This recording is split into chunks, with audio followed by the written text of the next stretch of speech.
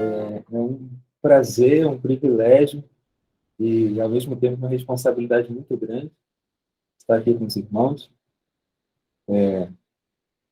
Peço que os irmãos estejam em oração, porque no começo desse ano foi quando a irmã Rose me convidou pela primeira vez para poder estar compartilhando, né, o que eu vou compartilhar, começar a compartilhar com os irmãos hoje. E desde então muita coisa aconteceu. Atualmente eu estou no Ministério de Apoio à Igreja, que é a editora dos Pioneiros, a, a editora que produz aqueles livros como o Grande Movimento Adventista, Estudo em Educação Cristã, e vários outros livros dos pioneiros. Eu confesso que a mensagem que eu vou começar a compartilhar com os irmãos hoje é uma mensagem que começou a me ser dada através de um sonho que eu tive no começo do ano passado. Só que eu confesso que eu, em vários momentos, fui bem relutante em compartilhar essa mensagem, por receio, muito receio. Mas, interessantemente, algumas semanas atrás eu participei de um evento dos Ministérios de Apoio da Igreja a nível mundial, que é o OCI. E lá tiveram vários apelos, né, missionários, e eu senti Deus fortemente falando ao meu coração que eu deveria compartilhar essa mensagem, que eu não deveria reter essa mensagem, né, que eu deveria confiar nele. E eu saí de lá convicto de que é isso que eu deveria fazer. E pela graça de Deus eu procuraria fazer isso. Só que na volta desse evento que aconteceu lá no sul do Brasil, e a editora funciona aqui em Mato Grosso do Sul, na volta, quando a gente estava indo ali para Engenheiro Coelho, em São Paulo, né, onde a gente iria passar a noite para seguir viagem no dia seguinte, eu, inclusive, acabei sofrendo um acidente de carro, pela primeira vez, nunca tinha sofrido acidente de carro. Uma carreta, um caminhão fechou a gente do nada, numa pista rápida, e o carro capotou, assim, muitas e muitas vezes. E foi realmente um milagre de Deus a gente ter sobrevivido. E todos os 5 que estavam no carro, ou melhor, na verdade 6, porque uma mulher que estava no carro estava grávida, e tanto ela quanto o bebê sobreviveram, graças a Deus.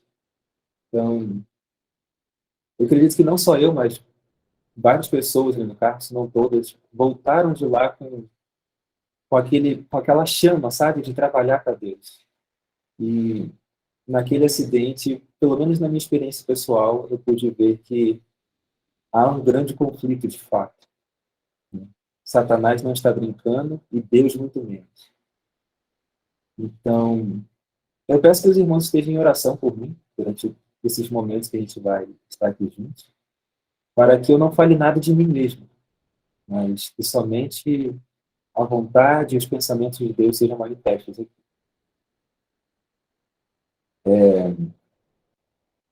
Eu gostaria de saber, antes da gente começar propriamente dito, até que horas, mais ou menos, a gente poderia ficar para poder saber mais ou menos o ritmo, assim, né, que as coisas podem ir caminhando. Alguém saberia me informar até que horas, assim? Até umas 6h30. É umas 6h30, ou seja, tem uma hora, digamos assim, né? Ok. Então, antes da gente começar, eu gostaria de fazer mais uma oração rápida, pedindo a direção do Espírito Santo, se esses irmãos não se importarem.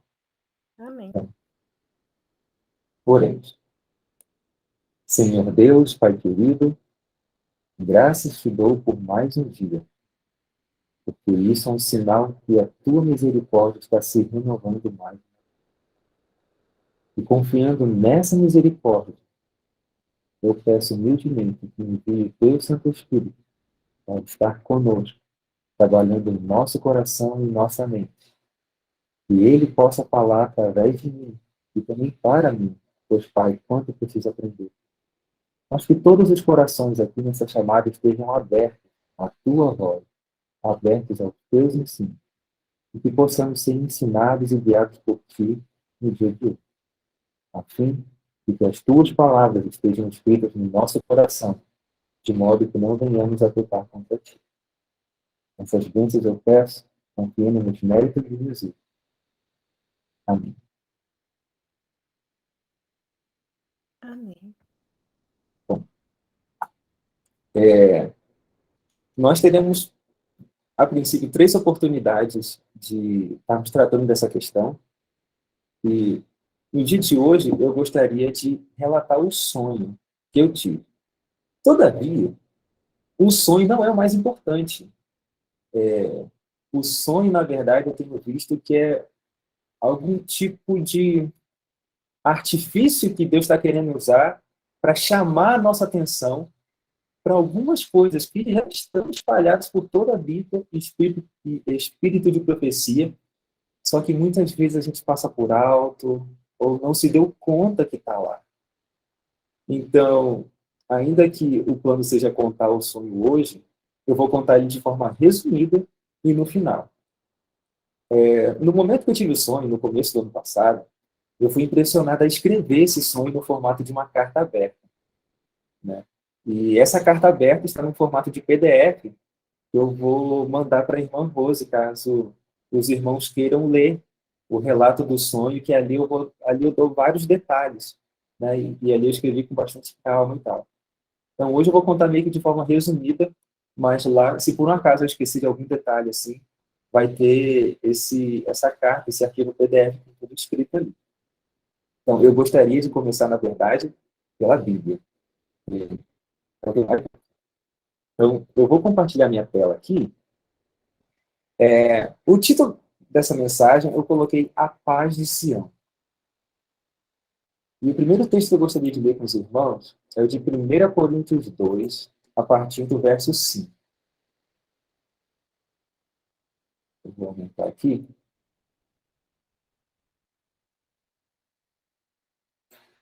Diz assim: E eu, irmãos, quando fui ter convosco, anunciando-vos o testemunho de Deus, não fui com sublimidade de palavras ou de sabedoria, porque nada me propus saber fazer saber entre vós, senão a Cristo e este crucificado.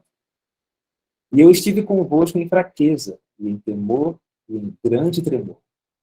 E a minha palavra e a minha pregação não consistiram em palavras persuasivas de sabedoria humana, mas em demonstração de espírito e de poder, para que a vossa fé não se apoiasse em sabedoria dos homens, mas no poder de Deus.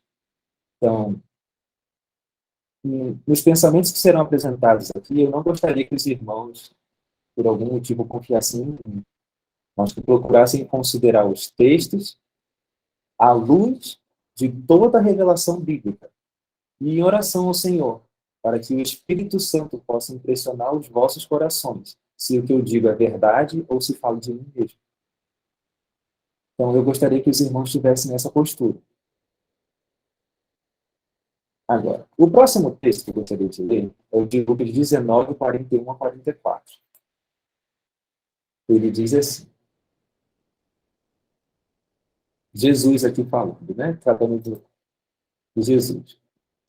E, quando ia chegando, vendo a cidade, chorou sobre ela, dizendo, Ah, se tu conhecesses também, ao menos neste teu dia, o que a tua paz pertence, mas agora isto está encoberto aos teus olhos.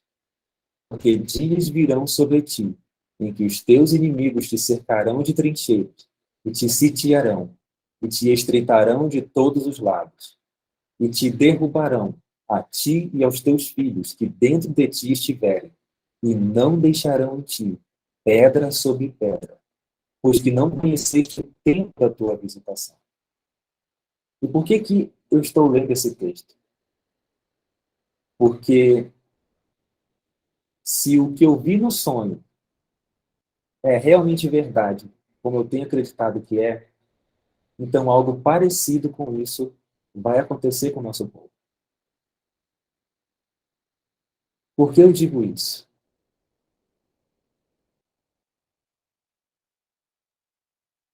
Tem um texto do Espírito de Profecia que diz algo muito interessante.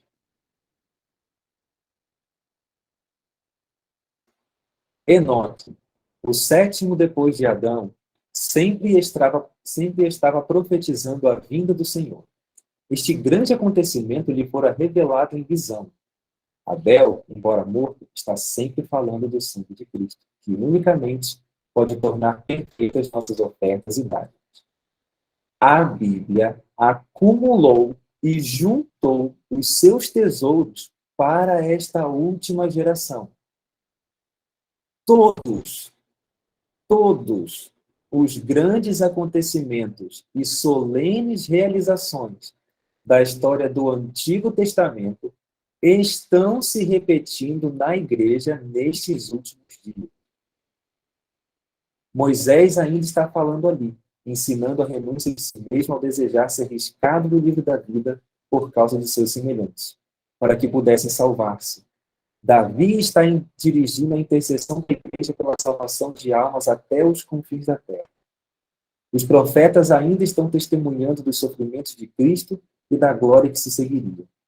Ali, todas as verdades acumuladas nos são apresentadas vigorosamente, para que possamos tirar proveito de seus ensinos. Estamos sob a influência do todo. Que pessoas nos convencer, tendo-nos sido concedida com herança toda esta rica luz, concentrando toda a influência do passado com a nova e crescente luz do presente, maior poder é dado a todos os que seguirem a luz. Sua fé aumentará e será posta em ação no tempo presente, suscitando uma energia e um favor intensamente ampliado, e pela confiança em Deus e seu poder de reabastecer o mundo e enviar a luz do sol da justiça até os confins da terra. Deus enriquecerá o mundo nestes últimos dias, proporcionalmente com o aumento da impiedade. Se o seu povo tão somente se apoderar do seu dom inestimável e ligar todos os seus interesses aos dele, não deve haver ídolos acariciados, e não precisamos temer o que virá, mas entregar o cuidado de nossa alma a Deus, como a nosso fiel Criador. Ele guardará aquilo que for entregue aos seus cuidados. Eu fiz questão de ler os parágrafos inteiros para os irmãos não acharem que eu estou tirando as coisas de contexto. Mas veja que diz claramente que a Bíblia, ou seja, toda a Bíblia, acumulou e juntou seus todos para esta última geração. Então, todos os textos da Bíblia, de alguma forma, vai se aplicar à última geração. De alguma forma. Porque tem uma outra citação que ela fala que os profetas escreveram mais para os nossos dias, mais para a última geração do que para eles mesmos. Como se eles fossem tipos ou miniaturas de uma realidade que aconteceria de forma ampliada na última geração. Mas eu gostaria de, antes de começar a tratar de algo que pode parecer desagradável, assustador, que Deus enriquecerá o mundo nestes últimos dias, proporcionalmente com o aumento da impiedade. Então, onde abundou o pecado, superabundou a graça. A nossa preocupação deve ser, não deve haver ídolos acariciados.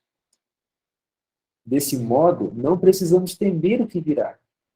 O que nós precisamos é entregar o cuidado da nossa alma a Deus. E podemos estar certos de que Ele guardará aquilo que foi entregue aos seus cuidados. Mas ok, do que se trata? Mateus 23, 37 e 38. Jerusalém, Jerusalém, que matas os profetas e apedrejas os que te são enviados.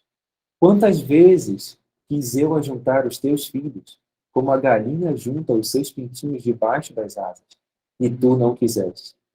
Eis que a vossa casa vai ficar deserta. Isso, peço licença aos irmãos, que a minha garganta ela seca com muita facilidade, especialmente nesse clima aqui que eu não estou acostumado, que é mais seco do que a região de onde eu vivo, que é litoral, né? Então eu vou beber água com muita frequência, peço licença aos irmãos.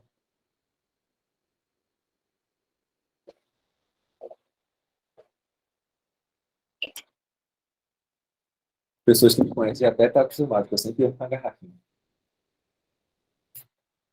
Mas isso daqui Jesus disse ao Israel literal. Deus havia, dentre todos os povos, escolhido aquele povo para ser o seu instrumento, para levar, para preparar um povo para a primeira vinda de Cristo, para ser um instrumento que Deus utilizaria para levar a salvação a toda a terra. Todavia, eles se rebelaram. E Deus foi paciente e perdoava e dava outra chance. E eles se arrependiam e voltavam atrás. Se arrependiam e voltavam atrás. E continuaram nisso, e continuaram nisso. E chegou um momento que o Messias veio, a maior revelação da vontade de Deus se manifestou entre eles. E por conta do orgulho, inclusive ontem no culto aqui nós estávamos lendo o Desejar de Todas as Nações, a parte que fala dos reis magos, né, dos magos vindo do Oriente, como que eles foram falar lá com os líderes no templo, e como que o orgulho dos líderes estava fazendo com que a porta que Deus estava abrindo para os gentios, a porta da salvação, os judeus, por conta do orgulho, por conta da arrogância, estavam fechando para si mesmos. Então, isso aconteceu com Israel literal. O Israel espiritual corre o mesmo risco. Corre o mesmo risco de, apesar de ter sido o povo escolhido de Deus, para preparar um povo para a segunda vinda de Cristo, apesar de ter recebido as revelações, de ter tido o dom profético, apesar de estar recebendo a paciência tão, meu Pai, tão imensurável de Deus, se nós continuarmos do jeito que nós estamos, miseráveis, pobres, cegos e mudos, e achando que de nada temos falta, o risco de acontecer conosco, o que aconteceu com a Jerusalém, literal, é real. Mas note, Deus não quer abandonar o seu povo. Por quê? Deus nunca abandona pessoas ou indivíduos até que eles o abandonem. Note que a porta da graça só se fechou para Israel como nação privilegiada, digamos assim, né? A oportunidade de Israel como nação privilegiada só terminou depois que eles crucificaram o Messias, depois que os mensageiros de Deus foram rejeitados e apedrejados. Ali foi a gota d'água. Então, só depois deles fazerem isso tudo, que eles abandonaram Deus de fato, é que Deus respeitou a escolha deles. Então, Deus nunca abandona pessoas ou indivíduos até que eles o abandonem. Né? A oposição externa não fará com que a fé do povo de Deus, que está guardando seus mandamentos, se esmoreça. A negligência em colocar a pureza e a verdade em prática, né, que entristecerá o Espírito de Deus e os enfraquecerá, porque Deus não está no meio deles para abençoar. E a gente vai ver nos próximos estudos, especialmente quando tratarmos ali de Laodiceia, como que o Espírito Santo não está em Laodiceia, está entre Laodiceia. E a gente vai ver na Bíblia, que a Bíblia traça essa diferença dos ministérios do Espírito Santo, diferentes etapas. A gente vai ver isso, se Deus quiser. Então, a corrupção interna trará as denúncias de Deus sobre este povo, como aconteceu com Jerusalém. Isso aqui, ó, é um manuscrito, que é Ellen White. Vocês podem ver aqui, ó, é naquela parte do aplicativo que tem os volumes condensados, né, das cartas e manuscritos. Não é o Manuscripts Release, é o outro, Letters and Manuscripts. Vocês podem só pesquisar essa referência aqui, sem essa parte do parágrafo, no aplicativo de Ellen White ou no site, que vocês encontram essa citação aqui, só que em inglês. Ó, que vozes suplicantes, que orações fervorosas sejam ouvidas, para que aqueles que pregam a outros não sejam náufragos.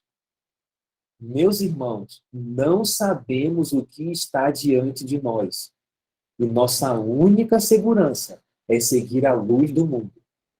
Deus trabalhará conosco e por nós, se os pecados que trouxeram sua ira sobre o velho mundo, ou seja, sobre o antes do dilúvio, sobre Sodoma e Gomorra e sobre a antiga Jerusalém, não se tornarem o nosso crime.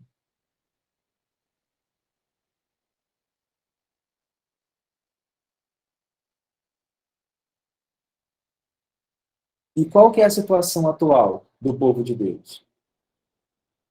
O que diz o Amém, a testemunha fiel e verdadeira, aquele que não mente? Será que nós estamos melhores do que Jerusalém? Será que nós estamos melhores do que o povo de Deus, o povo de Deus na época de Cristo? O que está escrito? Conheço as tuas obras, que nem és frio nem quente. Quem dera foras frio ou quente. Assim, porque és morno e não és frio nem quente, vomitar-te-ei da minha boca. Então, o risco de acontecer algo semelhante ao que aconteceu com o povo de Deus lá no tempo de Cristo, lá no tempo dos apóstolos, é real? É bíblico? Sim, é bíblico. Laodiceia é a única igreja que não recebe elogio, só recebe repreensão. Por quê? Porque Deus só dá ao seu povo aquilo que ele precisa. O povo de Deus, no período da igreja de Laodiceia, está tão arrogante que Deus fazer algum elogio seria contribuir para a morte eterna dele. O melhor que Deus pode fazer, em sua misericórdia, é repreender. Por quê? Rico sou, estou enriquecido, de nada tenho falta. Não, está tudo bem, tem uma coisinha ou outra assim que tem que ajustar e tal, mas está tudo bem, está tudo bem. Não, não está tudo bem. E não sabes que és um desgraçado, e miserável, e pobre, e cego, e nu. E a gente vai ver, em outro momento, como que essas palavras aqui estão fazendo referências a diferentes pontos da Bíblia que vão revelar em mais detalhes o que significa essa condição de fato. O que é um desgraçado na Bíblia? O que é um miserável? O que é um pobre? O que é um cego? O que é um nu na Bíblia? Mas eu gostaria de chamar a atenção hoje para esse ponto aqui. O risco de sermos vomitados é real, mas quem será vomitado? Será a igreja adventista, a instituição? Será o que vai ser vomitado? Satanás realizará seus milagres para enganar. Estabelecerá seu poder como supremo. A igreja talvez pareça como prestes a cair, mas não cairá. Ela permanece, ao passo que os pecadores de Sião serão lançados fora no joeiramento. A palha separada do trigo precioso. É esse um transe terrível. Não obstante, importa que tenha lugar. Irmãos, a mensagem que eu trago não é uma mensagem confortável. É um transe terrível, mas importa que tenha lugar. Ninguém senão os que venceram pelo sangue do Cordeiro e a palavra de seu testemunho será encontrado com os leais e fiéis. Lembra que a mensagem da igreja da Odisseia termina falando que ao que vencer, dar-lhe-ei que se assente comigo no seu trono. Então, ninguém senão os que venceram. Como que a gente vence? Pelo sangue do Cordeiro e a palavra do seu testemunho. Somente esses serão encontrados com os leais e fiéis, sem mácula, nem ruga de pecado, sem engano em sua boca. Peraí, sem engano em sua boca. Não é assim que é descrito 144 mil lá no Apocalipse? Então, depois da sacudidura, quando a palha for separada do trigo precioso, vai ficar um povo que é descrito como leal, fiel, sem mácula, nem ruga de pecado. Porque eles estarão lavados pelo sangue do Cordeiro e cobertos da justiça de Cristo. Eles não estarão andando segundo a carne, mas segundo o Espírito. Portanto, eles são irrepreensíveis diante do trono de Deus. Por conta deles serem irrepreensíveis diante do trono de Deus, não há engano em sua boca, como é descrito lá em Apocalipse 14. Então, é esse povo aqui que vai concluir a obra de Deus no mundo. Laodiceia pode até estar levando avante de alguma forma, digamos assim, né, a obra. Mas ela não vai concluir a obra. Porque não tem como. Não tem como. Não tem como você falar da verdade com lábios mentirosos. E se a sua vida não está em harmonia com a revelada vontade de Deus, então os teus lábios são mentirosos. Porque está escrito, esse povo me honra com os lábios, mas o seu coração está longe de mim. Então, não adianta a gente falar, temos que pregar as 3 mensagens angélicas e tal, enquanto nós não estamos vivendo, de fato, em plenitude, as 3 mensagens angélicas. É necessário um povo sem mácula, nem ruga de pecado, sem engano em sua boca, para de fato concluir essa obra.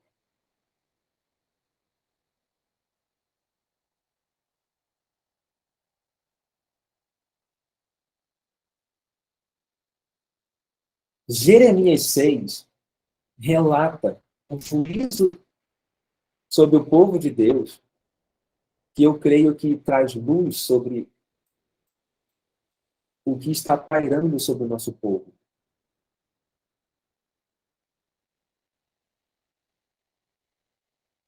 Está escrito assim: a formosa e delicada assemelhei a filha de Sião, mas contra ela virão pastores com os seus rebanhos, levantarão contra ela tendas em redor, e cada um apacentará no seu lugar.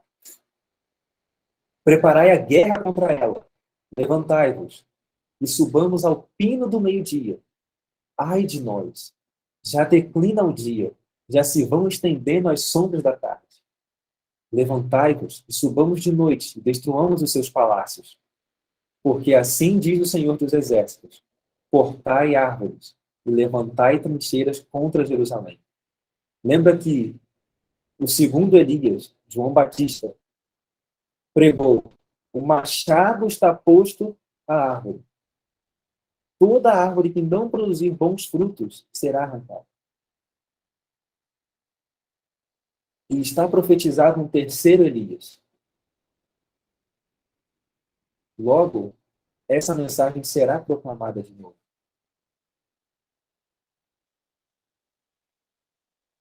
Cortai árvores e levantai trincheiras contra Jerusalém. Esta é a cidade que há de ser castigada. Só opressão há no meio dela. Como a fonte produz as suas águas, assim ela produz a sua malícia. Violência e estrago se ouvem nela. Enfermidades e feridas há diante de mim continuamente. Corrige-te, ó Jerusalém, para que a minha alma não se aparte de ti, para que não te torne assolação e terra não habitada. Lembra que a mensagem de Laodiceia fala? Repreendo e castigo a quem amo. Sê, pois, zeloso e arrepende-te. Então, irmãos, isso sim se aplica ao nosso povo. Assim diz o Senhor dos Exércitos: diligentemente respingarão os resíduos de Israel como uma vinha. Torna a tua mão como o vindimador aos cestos. A quem falarei e testemunharei para que ouça? Eis que os seus ouvidos estão incircuncisos e não podem ouvir. Eis que a palavra do Senhor é para eles coisa vergonhosa, não gostam dela. Por isso, estou cheio do furor do Senhor. Estou cansado de conter. Derramá-lo-ei sobre os meninos pelas ruas e na reunião de todos os jovens, porque até o marido com a mulher serão presos, e o velho com o que está cheio de dias. E em Ezequiel 9, a gente não vai estudar Ezequiel 9 hoje, em outro momento, mas em Ezequiel 9, tratando do juízo vindo sobre o povo de Deus, relata que nesse período é quando acontece o selamento. E depois que o selamento acontece, são chamados os homens com armas destruidoras e é ordenado a ele: matai jovens, velhos e crianças, não poupais a ninguém. Então, todos esses textos estão entrelaçados, estão interligados. Ainda que nosso tempo hoje aqui não seja muito, eu convido os irmãos, nos seus estudos pessoais, considerarem esses textos e estudarem eles em oração. Se os irmãos quiserem, eu posso disponibilizar esse arquivo aqui com todos esses textos e os próximos também, para os irmãos estudarem. E as suas casas passarão a outros, como também as suas herdades e as suas mulheres juntamente. Porque estenderei a minha mão contra os habitantes desta terra, diz o Senhor. Porque desde o menor deles até o maior, cada um se dá à avareza. E desde o profeta até o sacerdote, cada um usa de falsidade. E curam superficialmente a ferida da filha do meu povo, dizendo: paz, paz. Quando não há paz, porventura, envergonham-se de cometer abominação? Pelo contrário, de maneira nenhuma se envergonham, nem tampouco sabem que coisa é envergonhar-se. Porque pensam, rico estou e de nada tenho falta. Portanto, cairão entre os que caem. No tempo em que eu os visitar, tropeçarão, diz o Senhor. Assim diz o Senhor: ponde-vos nos caminhos, e vede, e perguntai pelas veredas antigas, qual é o bom caminho, e andai por ele, e acharei descanso para as vossas almas. Então, irmão, a solução para o nosso povo hoje não é nenhuma ideia nova, mirabolante, alguma coisa inédita. Não. São os caminhos antigos. Só ali nós encontraremos descanso para as nossas almas. E só essa questão de descanso para a alma daria um outro estudo para a gente. Mas nós não temos tempo. Não temos tempo. Então, mas eles dizem, não andaremos nele. Irmãos, que essa não seja a nossa resposta. Porque, lembre-se, a igreja vai parecer como prestes a cair. Mas a igreja não vai cair. O povo de Deus em si não vai cair. Mas os pecadores dentre eles é que serão tirados. Então, individualmente, nós podemos escolher se estaremos no povo de Deus nos últimos dias, nos derradeiros últimos dias, ou não. Também pus atalaia sobre vós, dizendo, estais atentos ao som da trombeta. Mas dizem, não escutaremos. Portanto, ouvi vós, nações, e informa-te tu, ó congregação, do que se faz entre eles. Ouve tu, ó terra, eis que eu trarei mal sobre este povo, e o próprio fruto dos seus pensamentos, porque não estão atentos às minhas palavras, e rejeitam a minha lei. Para que, pois, me vem um incenso de Sabá e a melhor cana aromática das terras remotas? Então, de que adianta, enquanto nós estamos com o coração todo cheio de sujeira, de maldade, a gente vir cultuar a Deus, apresentar uma música bem ensaiadinha, sabe? Fazer as igrejas com todo aquele aparato arquitetônico, tudo muito bonito e tal. De que adianta? De que adianta? Vossos holocaustos não me agradam. Não me são suaves os vossos sacrifícios. Não é suave a Deus a gente clamar, ó Senhor, perdoa os nossos pecados, confiamos no sangue de Cristo e tal, enquanto não há arrependimento real do pecado. Enquanto não houver arrependimento real, o perdão que nós pedimos por meio do sacrifício de Cristo, ou seja, os holocaustos, os sacrifícios, não serão suaves ao Senhor. Não serão. Portanto, assim diz o Senhor, eis que armarei tropeços a este povo, e tropeçarão neles pais e filhos juntamente, e o vizinho e o seu companheiro perecerão. Assim diz o Senhor, eis que um povo vem da terra do norte, e uma grande nação se levantará das extremidades da terra. Arco e lança trarão, são cruéis, e não usarão de misericórdia. A sua voz rugirá como o mar, e em cavalos virão montados, dispostos como homens de guerra contra ti, ó filha de Sião. Ouvimos a sua fama, afrouxaram-se nossas mãos. Angústia nos tomou, e dores como as de parturiente. Irmãos, eu tive o sonho, mas quando eu tive o sonho e acordei, eu não sabia o que significava o sonho. Na verdade, eu só fui começar a entender melhor o que significava o sonho. Por que eu não entendia? Porque eu tinha medo. Eu tinha medo de buscar a significação do sonho e ficar falando isso para as pessoas. E as pessoas pensarem que eu estou, sei lá, inventando história, querendo chamar atenção para mim mesmo. Eu quero chamar atenção para mim mesmo. Então, eu tinha receio, pensava assim, né? Humanamente eu pensava, ok, o senhor me deu sonho. Eu relatei na forma de carta e divulguei assim até onde eu conhecia as pessoas. Eu não tenho muitos contatos, não sou conhecido. Mas as pessoas que eu conhecia, assim, tal, eu mandei a carta para eles divulgarem e tal. Pensei assim, tive o sonho, relatei, tá aí. Se Deus levantar uma outra pessoa, interpretando o sonho, trazendo, sabe, complementando assim, eu pensava, serão duas pessoas que não se conhecem, falando harmonicamente. Ou seja, vai ser uma evidência de que não é fulano ou ciclano que está inventando alguma fábula, mas é o espírito que está guiando. Aí eu fiquei assim, aí passou um mês, 2 meses, 3, 4. E quando foi ali por volta de... Foi no começo do ano, né? Por volta de fevereiro, quando eu tive o sonho. Meados de fevereiro. E aí, em agosto, foi quando a ficha caiu. Não tem tempo para contar a história, mas quando a ficha caiu, e eu orei ao Senhor e... Ok, Senhor, se essa é a tua vontade, então que o Senhor me mostre, que o Senhor me revele o que significa os sonhos, para que eu relate ao teu povo.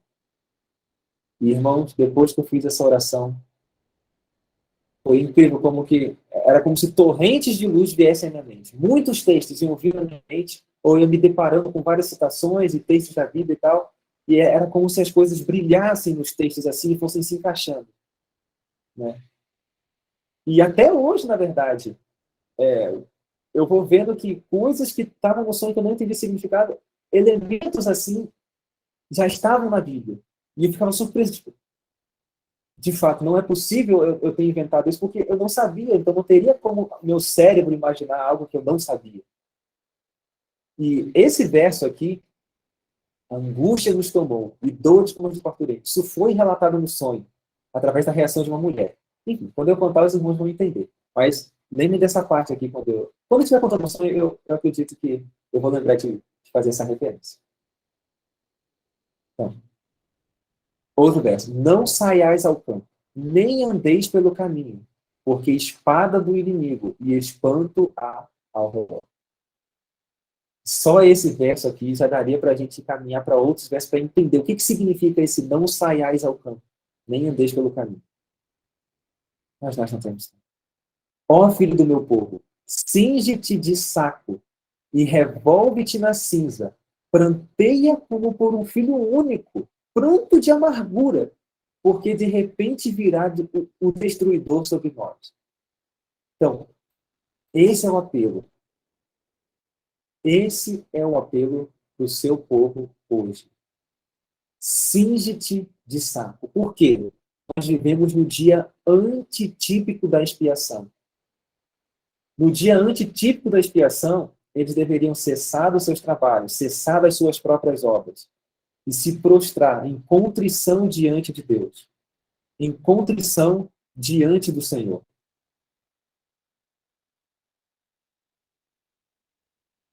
Porque, de repente, virá o destruidor sobre nós. Ellen White, falando do dia do antitípico da expiação, ela fala que se o serviço que estava sendo realizado ali falhasse, aquilo significaria perdição para o povo de Israel.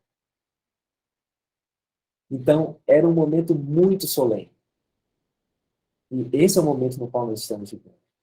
Por torre de guarda te pus entre o meu povo, por fortaleza, para que soubesses e examinasses o seu caminho. Todos eles são os mais rebeldes. Andam murmurando. São duros como bronze e ferro. Todos eles são corruptores. E, irmãos, essa palavra todos aqui não é exagero. Porque a parábola diz que todas as virgens dormiram. Todas. Todas. aquela condição ali de Laodiceia não é para alguns da igreja, para a maioria da igreja, é para todos.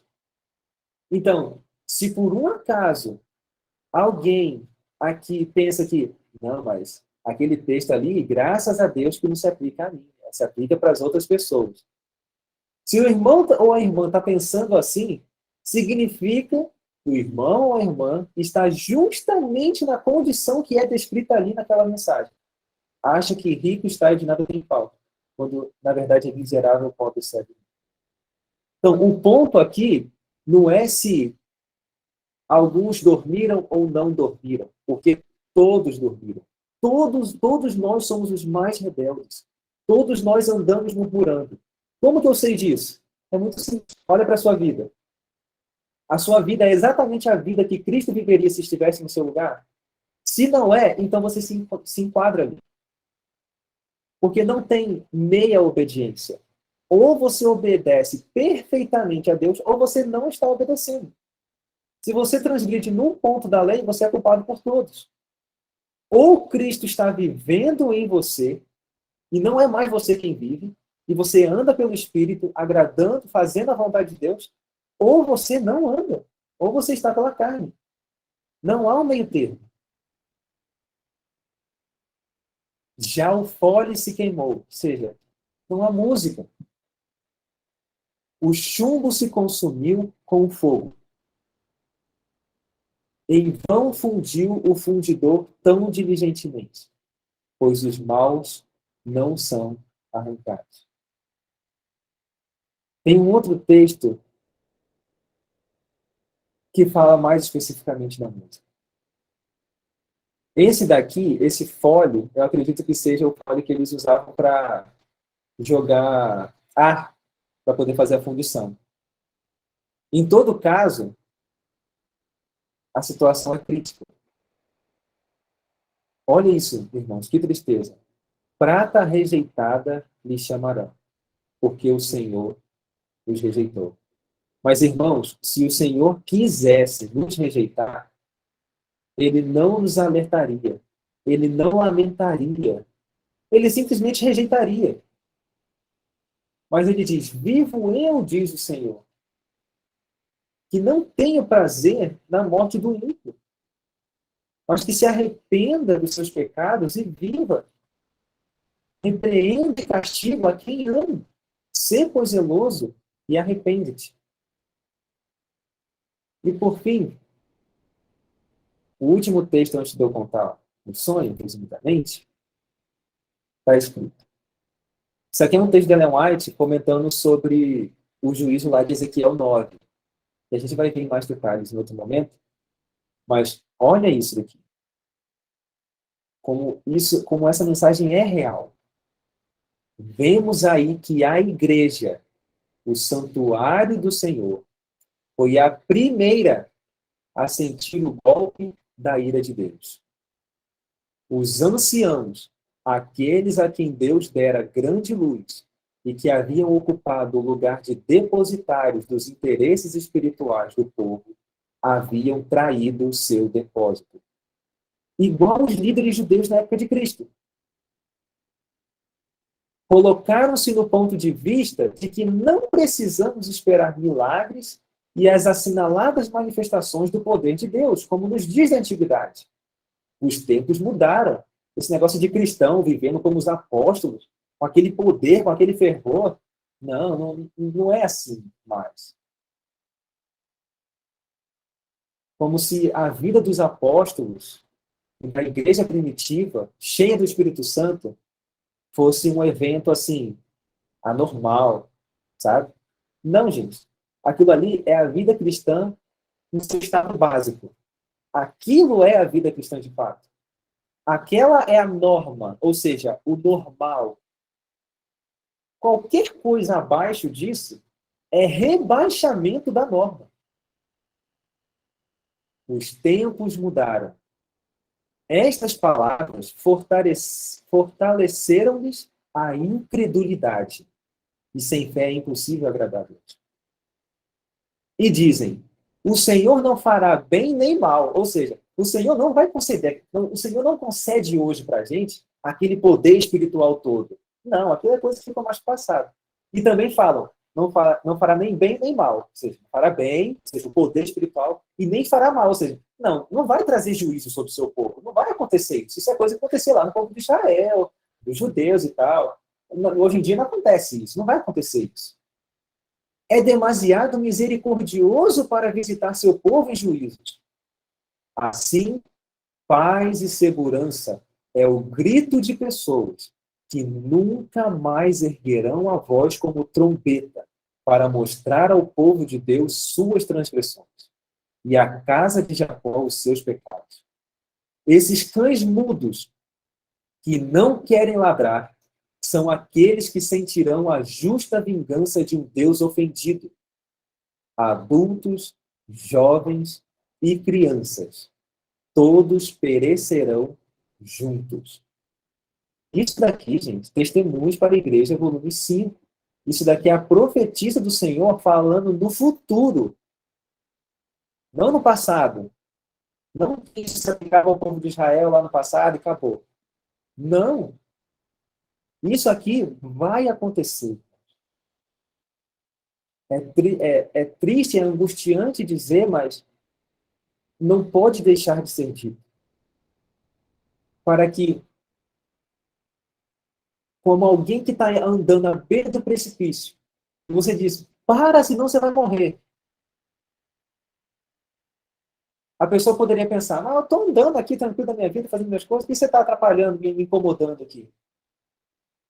Irmãos, não é para incomodar os irmãos. É para que os irmãos tenham uma chance de se dar conta de onde estão, de onde nós estamos, o perigo que estamos correndo e como Deus não deseja isso para a gente. O que Ele deseja para a gente é manifestar através desse povo um poder espiritual tão elevado que deixará os anjos e os seres do mundo não cair, assustados, impressionados, pensando, como isso é possível? Como isso é possível? E a parte final dos momentos que nós estivermos estudando aqui, nós vamos ver um pouco do poder que Deus tem reservado para o seu povo nesses últimos dias.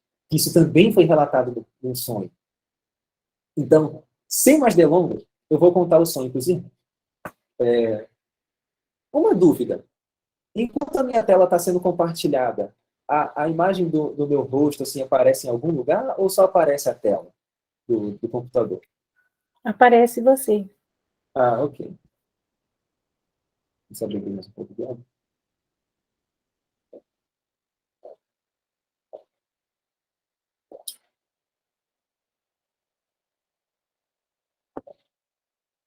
Então, deixa eu só ajeitar. Então, como que foi o sonho?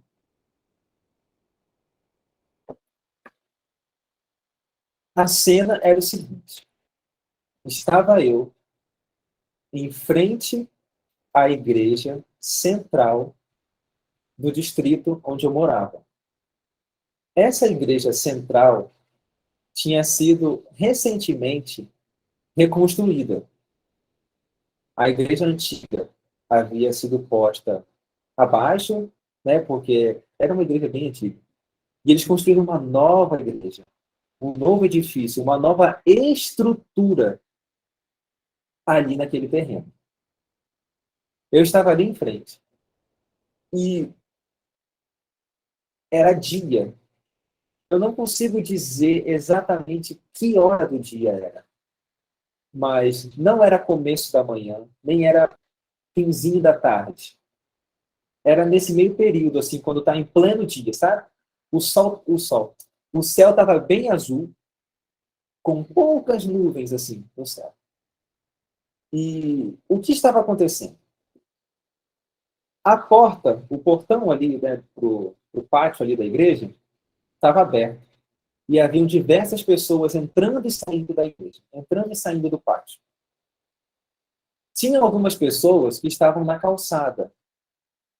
E tinha algumas pessoas ainda que estavam na rua ali, em frente à igreja. Na rua, em frente à igreja, havia um banco de madeira branco, semelhante a esses bancos que tem nessas igrejas simples. Tem aquele banquinho assim de madeira simples que as pessoas sentam. Só que esse banco, ele não tinha nem encosto. Era só um banquinho simples, mas aquele comprido que geralmente tem nas igrejas. E ele era branquinho, de madeira e branquinho. Ou seja, era um banco simples. Agora, uma coisa interessante é que tem a rua, tem a rua, aí tem a calçada que fica alinhada com a rua. E o prédio da igreja também estava alinhado assim. Você olhava a linha da rua e olha a linha da igreja, eles estão meio que alinhados assim. Agora, esse banco ele foi posicionado na rua, próximo da calçada, de forma levemente desalinhada, assim, um tanto desalinhada. E tinha algumas pessoas sentadas nesse banco. Algumas pessoas estavam em pé, sentadas na calçada, e pessoas entrando e saindo do pátio da igreja. Eu estava em frente à igreja, de costas para ela. E em todo o decorrer do sonho, quando for contando, vocês vão perceber, eu permaneci de costas, porque tudo aconteceu muito rápido. Então, eu não cheguei a ver como a igreja, a estrutura da igreja estava. Mas eu sabia, mesmo sem olhar, eu sabia disso. Que ela estava nas suas condições estruturais habituais, normais, digamos assim. Essa era a situação. As pessoas que estavam ali, eu não conhecia nenhuma delas. E não consigo lembrar assim, do rosto de alguma pessoa. Mas eu considerava eles, todos eles, como irmãos na fé. Apesar de as pessoas estarem meio que agrupadas assim, as pessoas estavam meio que conversando. Tinha umas duas, três pessoas conversando juntas, duas, três pessoas conversando juntas ali e tal. Elas estavam interagindo, conversando assim. Semelhante a quando tem alguma confraternização, que as pessoas meio que separam os grupinhos assim, e ficam conversando e tal. Mais ou menos isso. Mas eu não lembro de ver comida assim, né? Como que eu posso dizer? Eu não lembro de ver as pessoas em geral comendo alguma coisa como se fosse uma festa. Mas parecia que eles estavam confraternizando de alguma forma. Eu estava ajudando alguma pessoa servindo. Eu lembro que era isso que eu estava fazendo. Eu estava servindo de alguma forma, ajudando. Então, essa pessoa que eu estava ajudando, que eu não lembro quem era, ela saiu por uns momentos e foi fazer alguma coisa que eu não sei o que que era. Mas eu sei que ela voltaria logo. E ela deixou um objeto do meu lado, comigo, para poder ficar comigo. E eu não lembrava o que que era esse objeto até há mais ou menos um mês atrás, quando eu fui contar o sonho para uma pessoa e enquanto eu estava contando, quando eu cheguei nessa parte, meio que o véu foi removido e eu pude lembrar. E foi interessante o véu só ter sido removido tipo, agora, recentemente. Porque o significado desse elemento eu não teria ideia de saber. Porque eu só fui descobrir depois de uma oração em um culto que acabou. Enfim, eu precisaria de mais tempo para poder contar essa parte. Mas foi algo que, quando isso foi desvendado, eu lembrei da experiência que eu tinha passado, eu fui fortemente impressionado de que, meu pai, isso de fato veio do Senhor, porque não teria como, não teria como. E, irmãos, pode parecer, não sei, talvez isso pareça algo de pouco significado para os irmãos, mas essas evidências que Deus vai colocando no caminho, para mim é muito importante, porque só Deus sabe o quanto eu fico desconfiando de mim mesmo. Não, talvez isso seja coisa da minha cabeça. Não é possível. E quem sou eu? Quem sou eu? Mas o fato é que o objeto que tinha sido deixado do meu lado era um livro. Um livro. E essa pessoa foi e ela retornaria logo. E logo depois que ela saiu, enquanto eu estava aguardando, né, ela retornar, eu vejo se aproximando. Ah, onde eu estava? Eu estava na calçada, de costas para a igreja, de frente para o banco. E era uma rua, certo? Então, a minha direita, mais à frente, assim, né? Como se fosse Nordeste, né? Eu vi chegando, na verdade, muito rápido. Quando eu olhei, já estava se aproximando. Um, Algumas pessoas num carro. Elas saíram desse carro e eu vi um homem muito alto. Eu não sou muito baixo, eu tenho 1,89 m, mas esses homens eram bem mais altos do que eu. Eu estava à altura do ombro deles, ou talvez mais baixo. Eles eram bem altos. E eles vestiam um terno preto, uma camisa branca e uma gravata preta. Todos eles se vestiam assim. E um deles foi vindo na direção do banco com uma maleta preta. Ele chegou com essa maleta, mas eu não sei o que mais me impressionava. Se era isso acontecendo, aquelas pessoas saindo do carro e se distribuindo ao redor ali de onde a gente estava e meio que assumindo suas posições, digamos assim. Eu não sei se era isso que me impressionava, porque isso não é algo normal de se acontecer, ou se era a reação das pessoas. Por quê? As pessoas pareciam como que se nada tivesse acontecido. Elas continuavam conversando umas com as outras, continuavam fazendo o que elas estavam fazendo, como se nada tivesse acontecido. Ou se estava acontecendo alguma coisa ali, não era algo que era digno de sequer desviar o olhar dela do que elas estavam fazendo. Porque elas continuaram ali, fixas, nos afazeres dela. Então, esse homem se aproxima, coloca essa maleta no banco de madeira branca e abre essa maleta.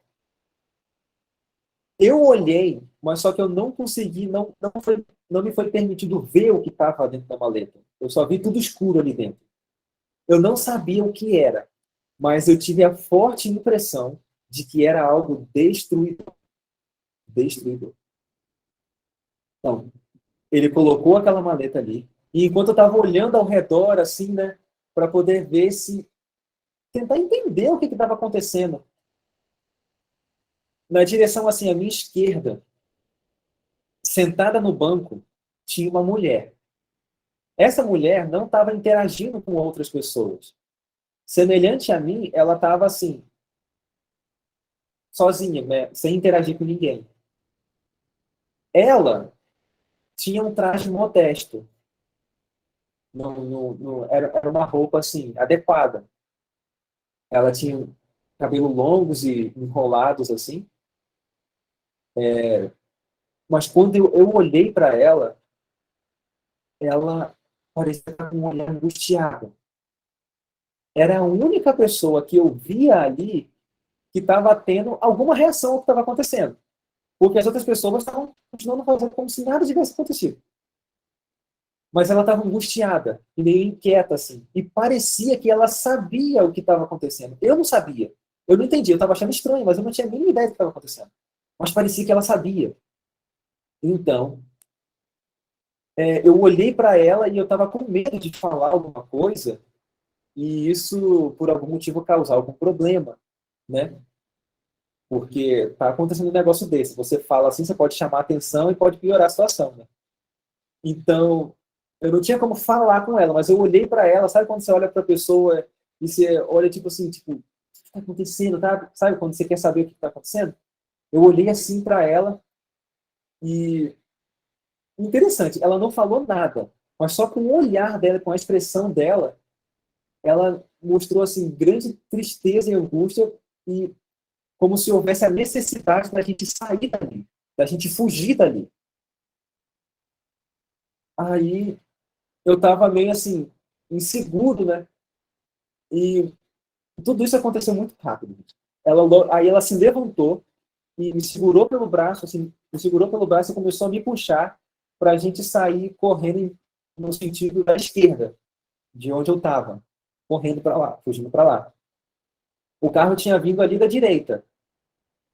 a, a, ela me puxou para a gente correr para a esquerda.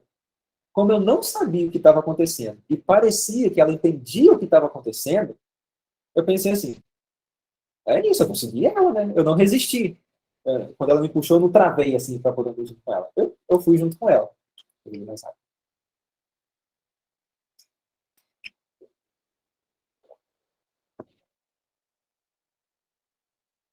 Aí ela me puxou pelo braço e a gente saiu correndo.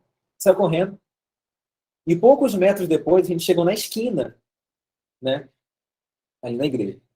Na esquina de onde fica o quarteirão ali da igreja e tal.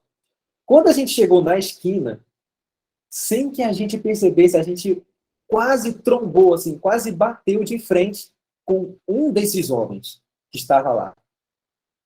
Ele estava de frente para a gente, mas eu não sei se já aconteceu com os irmãos alguma vez. Sabe quando você está andando assim, às vezes você está olhando para trás e tal, quando você olha para frente, você quase tromba com a pessoa ou quase bate em algum lugar? Foi mais ou menos isso. Né? Quando a gente se deu conta, a gente estava quase batendo, estava muito pertinho da pessoa. E aí a gente ficou com medo, tipo, o que, que vai acontecer? Né? Tipo, será que vai fazer alguma coisa com a gente? Para minha surpresa, aquele homem reagiu como se não tivesse visto nada. Semelhante às pessoas que estavam lá e não tinham reagido quando o homem de terno lá se aproximou com a maleta, de forma bem semelhante, foi assim que ele reagiu. Ele continuou como se nem tivesse visto a gente e tal. Aí ele começou a virar as costas. Quando ele foi virando as costas, eu vi que ele estava com algum aparelho de comunicação, assim, bem discreto, como se ele estivesse falando alguma coisa com alguém.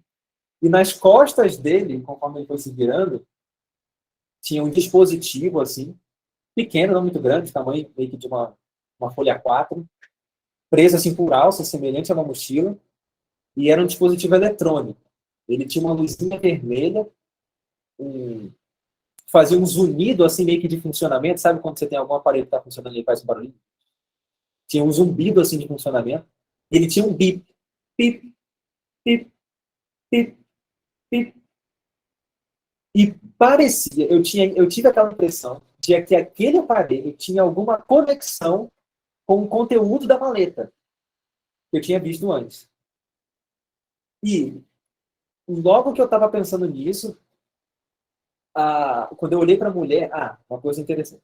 Tudo isso, irmãos, que eu relatei, desde do homem chegar com a maleta até a gente sair correndo, todo aquele período ali, não durou mais do que alguns segundos. Talvez uns 7 segundos, por aí. Foi muito rápido. É que eu estou descrevendo os detalhes, pode parecer que foi algo longo, mas foi muito rápido. E aí, depois que a gente tinha quase trombado com outro homem e tal, e ele estava virando de costas para a gente, eu olhei para a mulher assim, e ela parecia mais angustiada do que nunca. E ela puxou meu braço de novo para a gente sair correndo por uma outra rua que passa por detrás. Deixa eu ver como que eu posso explicar isso. É que assim, tem uma rua passando aqui assim, a rua da igreja. A igreja está aqui assim e tem a rua passando aqui. Aí aqui tem uma esquina, mas aí tem uma rua que vai passando por detrás da igreja aqui. A igreja aqui, a rua aqui, e tem uma rua que passa aqui por detrás. E aí depois aqui tem uma outra rua para lá, a rua séria e tal. Então, a gente estava aqui, a gente saiu correndo, chegou numa esquina, a gente veio. Aí a mulher puxou meu braço e a gente começou a correr para detrás da igreja aqui. Fugindo por essa rua aqui por detrás da igreja. E aí a gente foi correndo, correndo e virou a primeira direita aqui, para essa rua. Ou seja, seguindo aqui, a gente ia estar cada vez mais distante da igreja, né? Cada vez mais distante do nosso ponto inicial. E quando a gente virou essa esquina aqui, à direita, ali a gente começou a correr o mais rápido que a gente podia. O mais rápido. Só que, por algum motivo, aquela mulher conseguia correr muito, muito, muito mais rápido do que eu. Eu me esforçava, mas eu não conseguia acompanhar o ritmo dela. E ela corria tão rápido que, em poucos momentos, a distância entre a gente, assim, já estava longa, já estava bem considerável. E foi nesse momento que eu ouvi um estrondo muito alto, do tipo que se você estiver bem distante assim, você escuta um estrondo muito alto, como se fosse uma explosão, um estrondo. E aí eu estava correndo, sem parar de correr, eu olhei para trás, e quando eu olhei para trás, eu vi, lá na direção de onde a gente estava, uma espécie de cúpula, assim, um semicírculo, bem grande. E dentro desse semicírculo, tudo era chamas. Estava tudo flamejando ali dentro. Fora daquele semicírculo, não. Mas ali dentro estava tudo flamejando. E a partir daquele ponto, veio como que uma onda de choque, ou um vento, alguma coisa assim que foi se espalhando pelos quarteirões. E quando eu vi aquilo passando assim, as árvores eram tudo curvadas assim com muita força, mas elas curvaram, mas não foram destruídas. As casas também que estavam ali não foram destruídas, mas as árvores curvavam muito.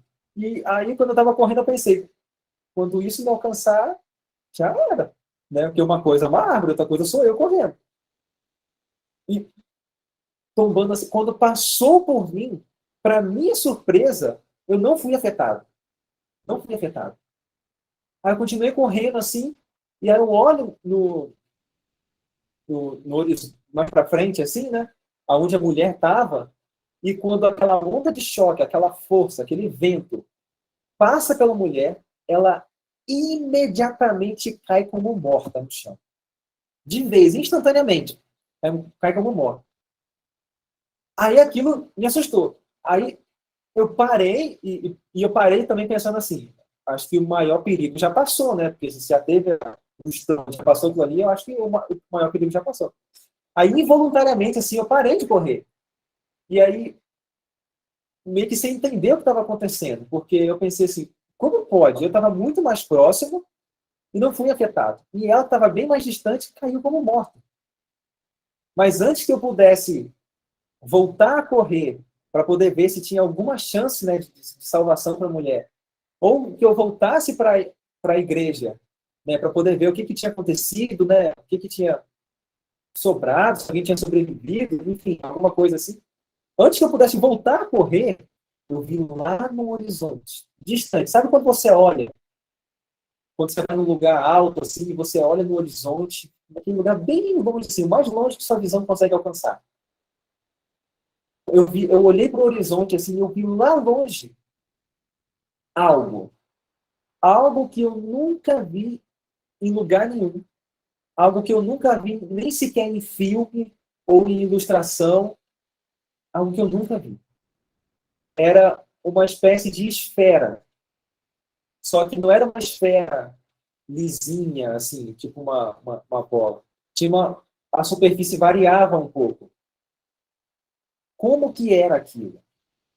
É difícil de escrever porque eu não via algo assim em outro lugar. Só naquele sonho.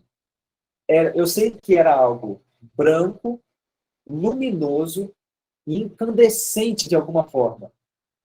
Mas olhando, eu não conseguia dizer se aquilo era sólido, líquido ou gasoso. Não conseguia. Você olhava assim, tipo, porque quando você olha para um líquido, ainda que seja viscoso, né, tipo mel ou alguma coisa assim, um óleo, você consegue entender que aquilo não, isso aqui é um líquido, é viscoso. Quando é, quando é gasoso, você não faz, é um negócio meio fumaça. E quando é sólido, você vê que é sólido, mas aquilo eu não consigo descrever o que era. É algo diferente de tudo que eu já vi na vida. E eu vi aquilo no horizonte. E aquilo se movia absurdamente rápido, porque em um instante, aquilo cruzou toda a distância entre o horizonte e eu. Em um instante, aquilo já estava diante de mim. Só que, como que aconteceu? Quando ele chegou aqui perto de mim, parou como por uma espécie de fração de segundo.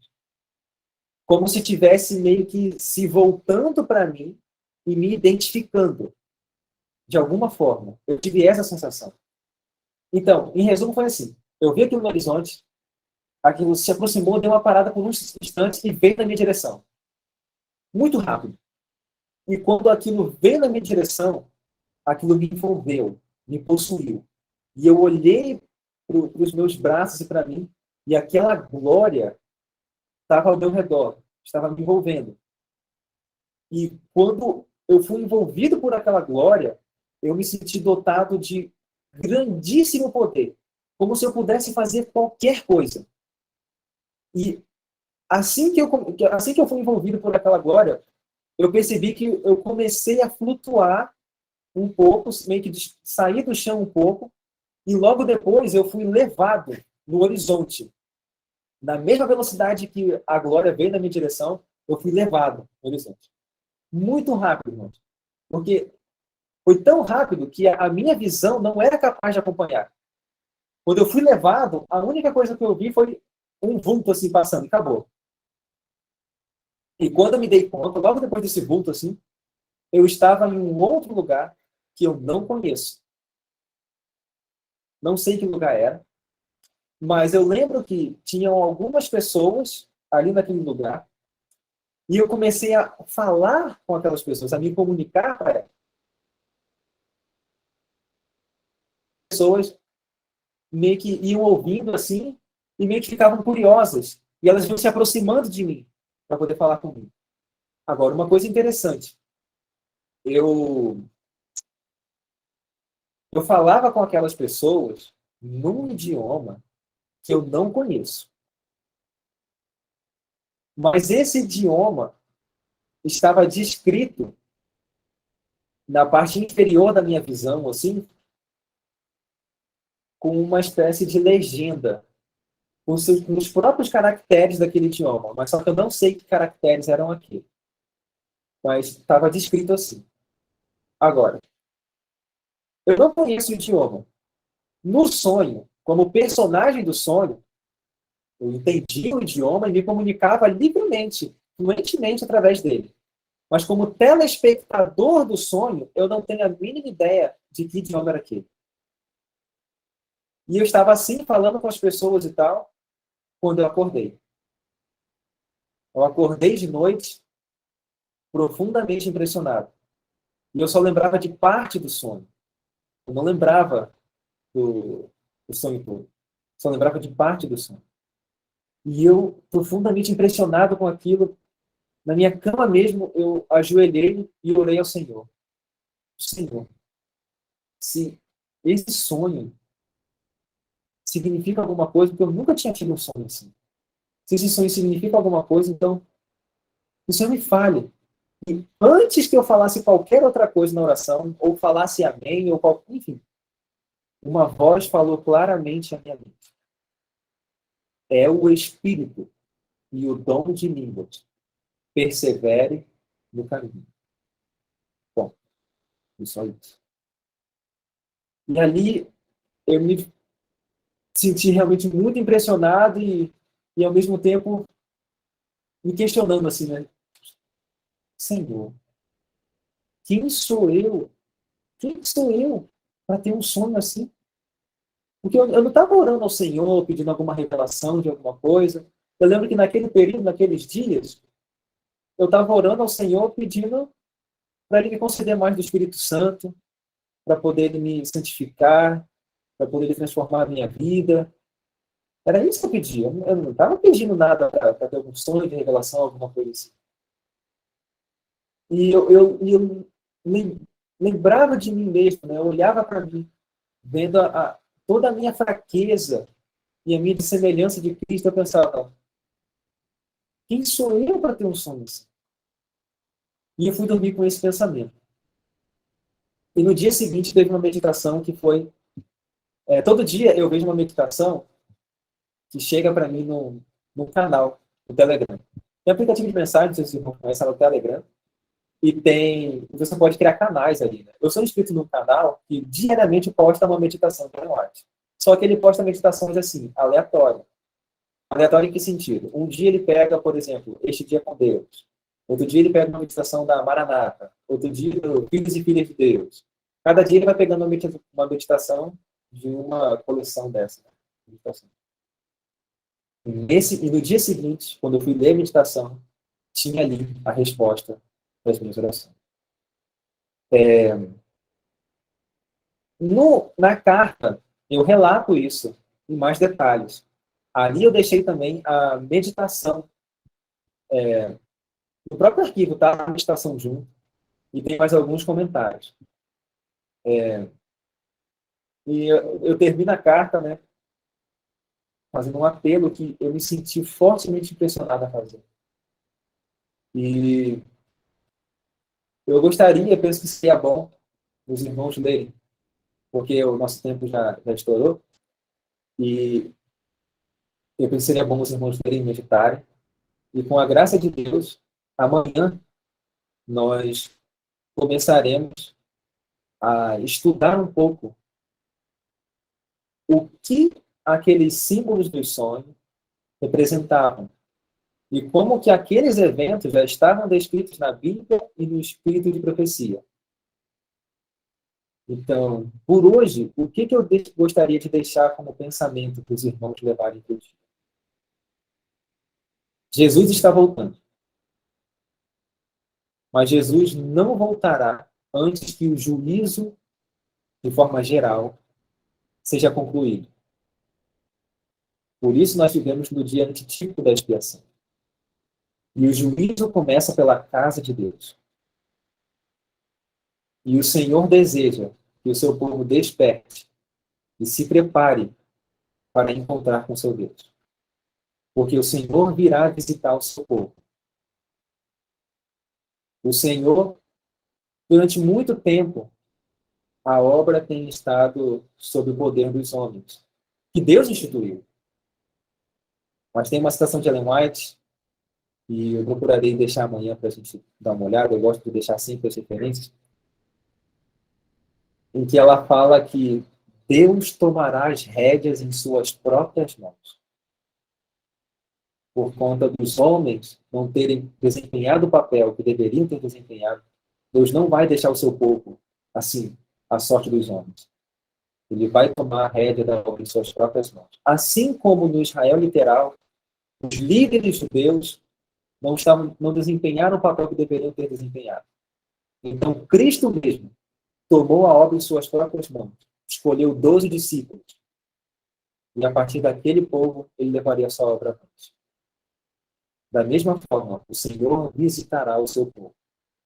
Mas antes que isso aconteça, antes que ele venha com juízo, restauração e poder, ele está vindo com um apelo para cada um de nós, irmãos, a começar por mim, para cada um de nós, a termos uma experiência de salvação real com Cristo.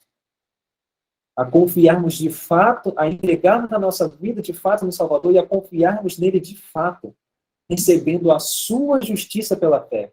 E com a graça de Deus estudaremos um pouco mais sobre isso. O que significa de fato receber a justiça de Cristo pela fé. Porque essa era a diferença entre aquele que foi poupado e aquele que não foi poupado naquele sonho. Essa é a diferença entre os que recebem o selo de Deus e a marca da besta. Essa é a diferença entre os salvos e os perdidos. A justiça de Cristo.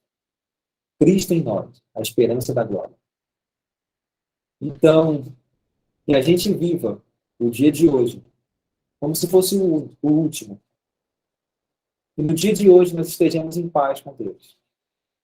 E que assim possam ser todos os nossos dias daqui para frente. Naquele acidente que eu sofri, eu vi quão rápido as coisas podem mudar. Eu estava no carro, conversando no celular. E instantes depois eu estava capotando com o carro. E a dúvida veio sinceramente à minha mente. Será que eu vou morrer? Eu confesso que eu não estava assim, exatamente preocupado em viver ou morrer, graças ao bom Deus. Mas ali eu pude ver como que as coisas podem mudar rápido. Tão rápido.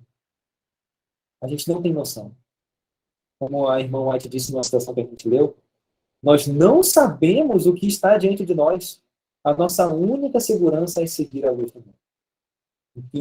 Então, que no dia de hoje nós sigamos a luz do mundo em verdade. E que essa luz resplandeça através de nós para o mundo. Amém?